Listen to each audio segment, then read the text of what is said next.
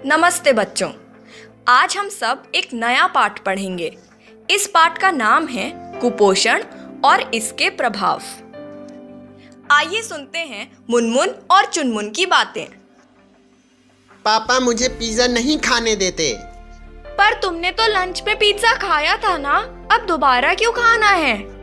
क्योंकि मुझे पिज्जा बहुत पसंद है। पर पिज्जा तो मुझे भी पसंद है, लेकिन हमें सभी प्रकार के भोजन करने चाहिए। मैं क्यों दिन भर पिज्जा नहीं खा सकता हूँ?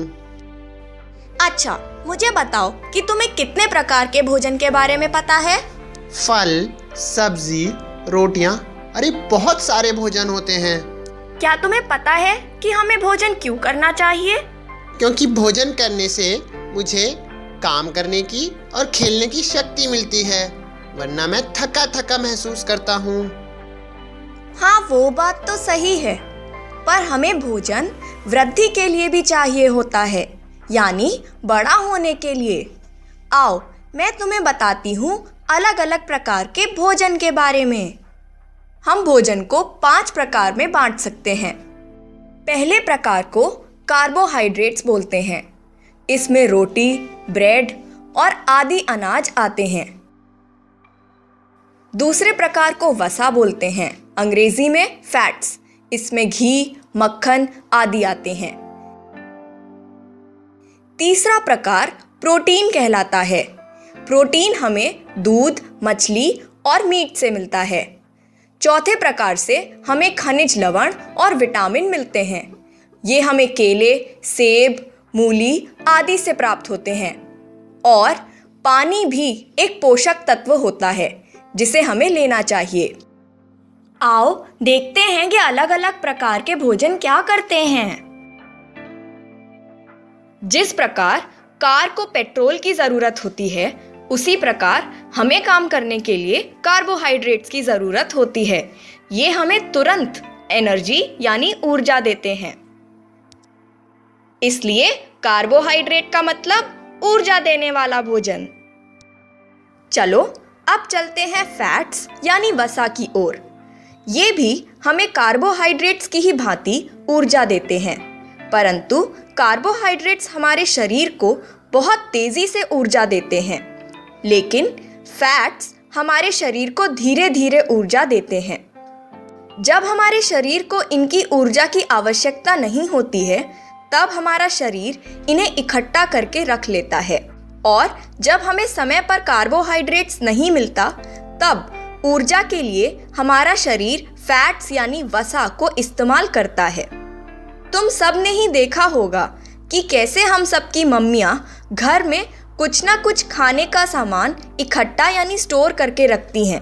जब हमें बाकी का खाना नहीं मिलता, तब हम वो वाली चीज़ें खा लेते हैं और ऊर्जा ग्रहण करते हैं। यानी फैट्स, इन्हें हमारे शरीर में ऊर्जा के रूप में इकट्ठा करके रखा जाता है और ये धीरे धीरे ऊर्जा प्रदान करते हैं। लेकिन एक बात याद रखना, अगर तुम बहुत सारा वसा खाओगे और उसका बिल्कुल इस्तेमाल नहीं करोगे, तो तुम में मोटापा भी हो सकता है।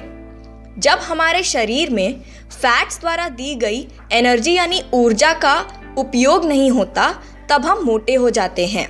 इसलिए ज़्यादा वसा यानी मोटापा। अब देखते हैं प्रोटीन्स हमारी मदद कैसे करते हैं। ये हैं प्रोटीन्स, दूध, मछली आदि। ये हमारे शरीर की वृद्धि में मदद करते हैं, यानी हमारे बड़े होने में सहायक होते हैं। इसलिए प्रोटीन्स हमारे शरीर को बनाने में और चोट लगने की स्थिति में उसको ठीक करने में मदद करते हैं। चलो तुम्हें थोड़ी और चीजें दिखाते हैं। इन्हें देखो, ये थोड़े से बीमार लग रहे हैं ना? हाँ, हमारे शरीर को स्वस्थ रखने में विटामिन और खनिज लवण का भी बहुत ज्यादा उपयोग होता है। ये हमेशा बीमारियों से लड़ते हैं। इसलिए विटामिन और खनिज लवण हमारे बॉडी यानी शरीर को स्वस्थ रखते हैं और बीमारियों से लड़ते हैं। अब सबसे सामान्य चीज, पानी यानी वाटर। पानी को लेना भी उतना ही जरूरी है जितना कि अन्य चीजों का लेना जरूरी होता है। क्या तुम्हें पता है तुम्हारे वजन का लगभग आधा हिस्सा पानी है? अच्छा, इसका मतलब अगर मैं 30 किलो का हूँ तो 15 किलो पानी है। हाँ, बिल्कुल सही। ये हमारे शरीर को साफ रखने में मदद करता है और पाचन क्रिया में भी मदद करता है। तो पानी का काम क्या हुआ? हमारे शरीर को साफ रखना और पाचन में मदद करना। तो बच्चों, आइए एक बार दोबारा से दोहराते हैं। भोजन में कौन कौन से पोषक तत्व होते हैं?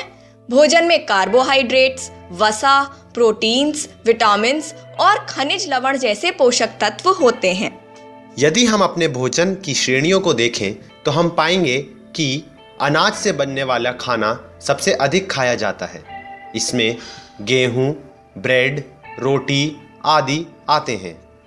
हमें इस श्रेणी के भोजन की आवश्यकता इसलिए अधिक होती है क्योंकि इससे हमें कार्बोहाइड्रेट मिलता है जो हमें तुरंत शक्ति प्रदान करता है।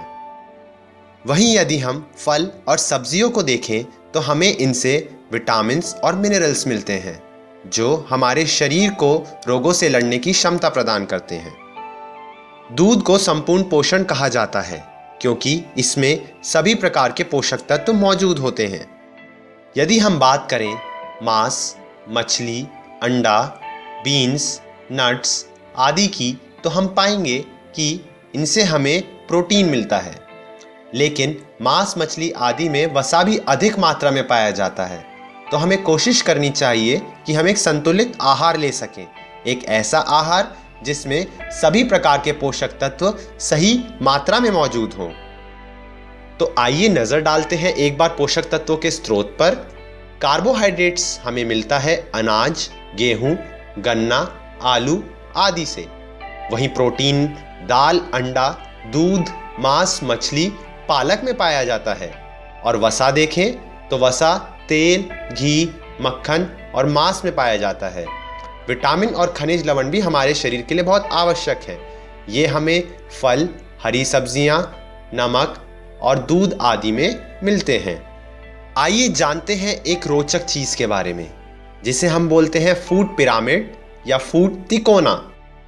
हमने यह तो जान लिया कि हमें कौन से भोजन से किस प्रकार का पोषक तत्व मिलता है, लेकिन हमें उस भोजन को कितनी मात्रा में खाना चाहिए यह हमने अभी तक नहीं जाना। आइए इसके बारे में पता करते हैं। तो चलिए इसे पता करते हैं फूड पिरामिड के द्वारा। अब फूड पिरामिड क्या है? इस चित्र में आप देख सकते हैं कि आप जैसे जैसे ऊपर बढ़ते जा रहे हैं आपके पास जगह कम होती जा रही है। सबसे नीचे सबसे अधिक जगह घेरी हुई है कार्बोहाइड्रेट वाले भोजन ने, जो हमें रोटी, ब्रेड, अंडा आदि से मिलता है। वहीं दूसरी ओर सबसे ऊपर हम ऑयल यानी तेल, वसा और मिठाई को देख सकते हैं। इसने सबसे कम जगह घेरी हुई है। इस फूड पिरामिड को देखकर हम यह समझ सकते हैं कि हमें कार्बोहाइड्रेट वाले भोजन सबसे अधिक मात्रा में करने चाहिए क्योंकि उसने यहाँ पे सबसे अधिक जगह घेरी हुई है। उसके बाद हमें विटामिन्स और मिनरल्स से युक्त फल, सब्जियां आदि का सेवन करना चाहिए। वहीं यदि बात करें दूध, मछली, मांस आदि की तो इनका सेवन हमें कम मात्रा में करना चाहिए और वसायुक्त भोजन या मिठाइयों का सेवन सबसे कम मात्रा में करना चाहिए। यह फूड पिरामिड हमें सिखाता है कि हमारे स्वस्थ शरीर के लिए किस मात्रा में कौन सा भोजन लेना सही होता है। तो आप लोगों ने फूड पिरामिड से क्या समझा? फूड पिरामिड एक तिकोना चार्ट है जो हमें स्वस्थ रहने के लिए किस मात्रा में क्या भोजन लेना चाहिए यह सिखाता है। इसमें सबसे ऊपर कम मात्रा में खाई जाने वाली वस्तुएं होती हैं जैसे चाय, समोसा या और वसायुक्त भोजन, और सबसे नीचे सबसे अधिक मात्रा में ली जाने वाली वस्तुएं होती हैं जैसे अनाज आदि। आइए अब जानते हैं कुपोषण और मोटापे के बारे में। बाईं तरफ के चित्र को देखें, ये हमें कुपोषण दिखाता है और दाईं तरफ मोटापा। अगर हम अपनी आवश्यकता से ज्यादा भोजन करते हैं तो हमारा शरीर मोटा हो जाता है। कई बार हमारा खाना ठीक से पचता भी नहीं है। लेकिन अगर हम निर्धारित मात्रा से कम या असंतुलित भोजन भी करें, तब हमारे शरीर में पोषक तत्वों की कमी हो जाती है। उससे हमारा शरीर बहुत ही कमजोर हो जाता है, उसकी वृद्धि भी रुक जाती है और कई प्रकार की बीमारियां हो जाती हैं। इसे कुपोषण बोलते हैं, अंग्रेजी में मैल न्यूट्रिशन। माता पिता की अज्ञानता और गरीबी के कारण कई बच्चे 6 महीने और 3 वर्ष के आयु के बीच कुपोषण का शिकार हो जाते हैं। जब माँ ही कुपोषित होती है तो उससे होने वाले बच्चे में भी कुपोषण हो जाता है, और जब वो बड़ा होकर बच्चा देता है तो एक प्रकार से कुपोषण का चक्र सा बन जाता है, जिसे हमें रोकने की आवश्यकता है। इसलिए बच्चों, कुपोषण और मोटापा कब होते हैं? जब हमारे शरीर को पूरी मात्रा में पोषण नहीं मिलता, तब हमें कुपोषण हो जाता है। कई बार गरीबी और अज्ञानता के कारण निर्धारित मात्रा से कम या असंतुलित भोजन करने से हमारे शरीर में पोषक तत्वों की कमी हो जाती है, जिससे शरीर कमजोर रहता है, वृद्धि रुक जाती है, रोग हो जाते हैं। इसे कुपोषण कहते हैं। जब माँ अपने बच्चे को दूध पिलाना बंद कर देती है और साथ में बच्चे को दाल, दलिया, फल, सब्जियां आदि पर्याप्त मात्रा में नहीं मिलती, तब बच्चे के शरीर में भी कुपोषण हो जाता है। वहीं यदि हम अपनी आवश्यकता से ज्यादा भोजन करते हैं तो हमारे शरीर में वसा की मात्रा बढ़ जाती है और हमें मोटापा हो जाता है। साथ में अपच की शिकायत भी हो जाती है। अभी हमने कुपोषण के बारे में जाना। कुपोषण 2 प्रकार के होते हैं। एक ऐसा कुपोषण जिसमें सभी पोषक तत्वों की कमी से हमें कोई बीमारी होती है, और दूसरा कुपोषण जिसमें किन्हीं खास तत्वों की कमी से ही हमें बीमारी होती है। यदि हम बात करें कार्बोहाइड्रेट्स और प्रोटीन्स की कमी की, तो इससे भी हमें कुपोषण हो सकता है। आइए इस प्रकार के कुपोषण को अच्छे से समझते हैं। आप इस वीडियो में 3 बच्चों को देख सकते हैं। सबसे पहला बच्चा स्वस्थ बच्चा है, जबकि दूसरा बच्चा क्वाशिरकोर से पीड़ित है। क्वाशिरकोर प्रोटीन या कार्बोहाइड्रेट की कमी से होता है। इसमें हमारा पेट निकल आता है क्योंकि इसमें द्रव्य भर जाता है। वहीं तीसरा बच्चा मैरास्मस से पीड़ित है। मैरास्मस में पेट तो निकल ही आता है, उसके अलावा उसकी लंबाई भी रुक जाती है। आप कुछ खास लक्षणों को देखकर बता सकते हैं कि यह बच्चा कुपोषण से पीड़ित है या नहीं। यदि आप कुपोषित बच्चे को देखें तो आप उसके कंधे, पेट तथा जांघ की मांसपेशियां लटके हुए देख सकते हैं। कई बार तो ये मुड़ भी जाती हैं। वहीं इनकी पसलियों की हड्डियां भी आसानी से देखी जा सकती है।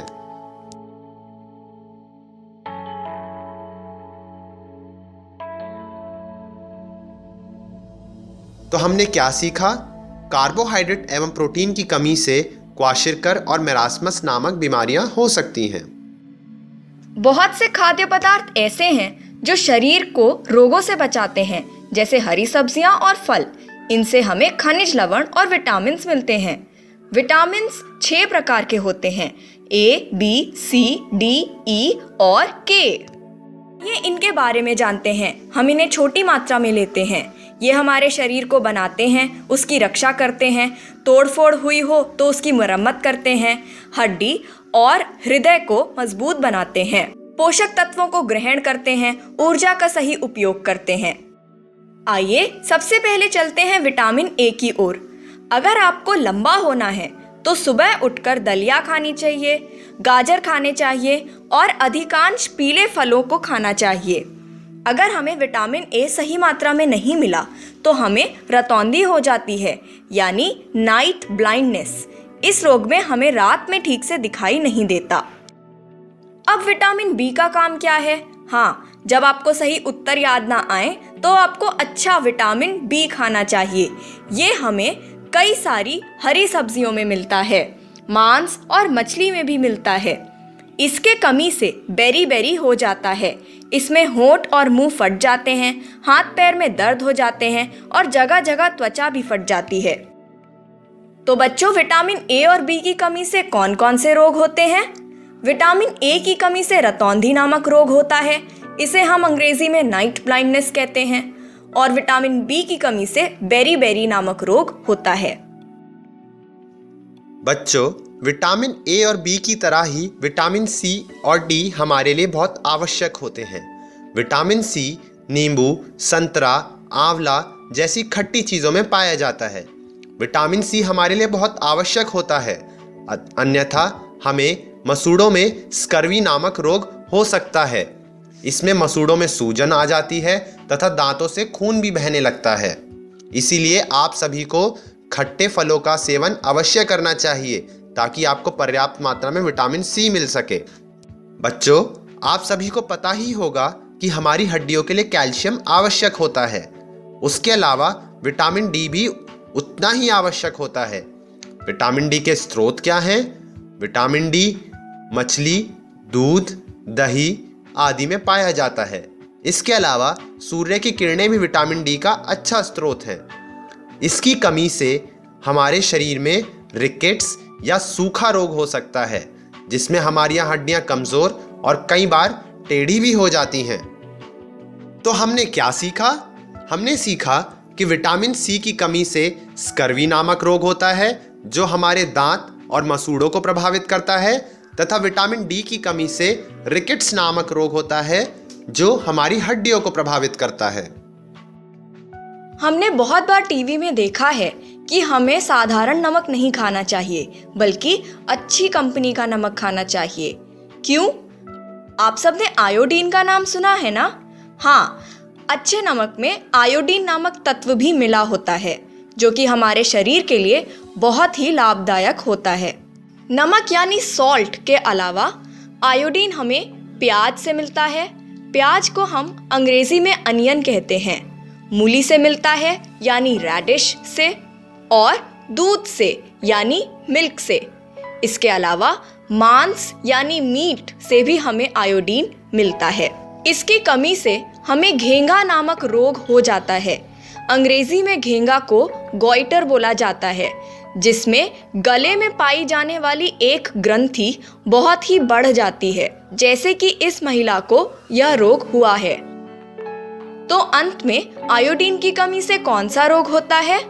आयोडीन की कमी से घेंगा नामक रोग होता है। घेंगा को अंग्रेजी में गॉइटर कहते हैं। आइए अब बात करते हैं लवण की। हरी सब्जियां और फलों में लौह, कैल्शियम, फास्फोरस के लवण पाए जाते हैं। हमारे शरीर के लिए लौह तत्व या आयरन बहुत आवश्यक होते हैं, क्योंकि ये हमारे खून में मौजूद लाल रक्त कोशिकाओं को बनाने में सहायता करते हैं। यदि हमारे शरीर में आयरन की कमी हो जाती है तो उससे हमारा शरीर कमज़ोर हो जाता है और पीला पड़ने लगता है। इस रोग को रक्ताल्पता या एनीमिया कहते हैं। लाल रक्त कोशिकाएं या रेड ब्लड सेल्स हमारे शरीर के सभी कोशिकाओं तक ऑक्सीजन पहुंचाने में मदद करती हैं। यदि इनकी कमी हमारे शरीर में हो जाती है तो हमारे शरीर की सभी कोशिकाओं तक ऑक्सीजन पर्याप्त मात्रा में नहीं पहुंचती, जिस कारण हम थका थका महसूस करते हैं। तो यदि आपको एनीमिया रोग से बचना है तो आपको सही मात्रा में पोषक तत्व लेने चाहिए। खासकर आयरन युक्त पोषक तत्व अवश्य लेने चाहिए, जो आपको मांस, दूध, गुड़, बीन्स में मिल सकते हैं। इसके अलावा सही मात्रा में हरी सब्जियां और फल भी खाने चाहिए। हरी सब्जियां भी आयरन का एक बहुत मुख्य स्रोत होती हैं। और यह सब तो ठीक है, लेकिन आप सभी को हर दिन 8 से 10 ग्लास कम से कम पानी पीना चाहिए। यह भी आपके शरीर को स्वस्थ रखने में मदद करता है। तो बच्चों, हमने क्या सीखा? आयरन या लौह तत्व की कमी से हमारे शरीर में कौन सा रोग होता है? जी हाँ, आयरन या लौह तत्व की कमी से हमें रक्ताल्पता या अंग्रेजी में अनीमिया हो सकता है। इससे बचने के लिए हमें अधिक से अधिक मात्रा में आयरन युक्त भोजन का प्रयोग करना चाहिए। बच्चों, हमें जब भी हरी सब्जियां या फल बाजार से खरीदना होता है, तब हमें सबसे पहले उन्हें अच्छे से धो लेना होता है, उसके बाद ही काटना होता है। यदि हम सब्जियों को काट देते हैं और तब धोते हैं, तब उनमें से कई प्रकार के विटामिन और खनिज लवण नष्ट हो जाते हैं और धुलकर बह जाते हैं। इसलिए सबसे पहले क्या करना होगा? धुलना और तब ही काटना। इसके अतिरिक्त कुछ विटामिन तलने और उबालने पर नष्ट हो जाते हैं। इसलिए हमेशा याद रखें कि कुछ फल और गाजर यानी कैरेट, उसके अलावा रेडिश यानी मूली को अच्छी तरह साफ करके कच्चा ही खाना चाहिए। उसी से हमें काफी सारे विटामिन और खनिज लवण मिल सकते हैं। तो बच्चों, हमें सब्जियां धोकर क्यों काटनी चाहिए? यदि हम सब्जियों को काट कर धोएंगे तो उनमें मौजूद विटामिन और खनिज लवण भी पानी के साथ बह जाते हैं। इसलिए हमें सब्जियों को पहले धोना चाहिए, फिर काटना चाहिए।